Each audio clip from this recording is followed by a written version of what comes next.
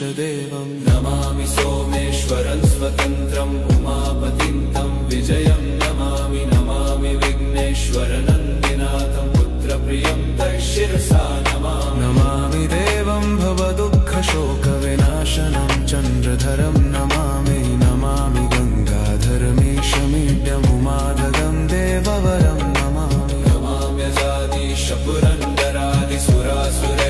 नमाम्यजादिशपुरन्दरादिसुरासुरैरचितपादपद्मं नमामि देवी मुखवादनान इक्षार्थमक्षित्रितयं यैष पञ्चामृतैर्गन्धसुधूपदीपैर्विचित्रपुष्पैर्विधैश्च मन्त्रैः अन्नप्रकारैः सकलोपचारैः सम्पूजितं सोममहं नमामि नमामि शम्भुं पुरुषं पुराण नमामि शरणं त्वमपारवाम नमामि रुद्रं प्रभुमक्षयन्त नमामि शर्वं शिरसा नमामि नमामि देवं परमव्ययम् उमापतिलोकगुरुं नमामि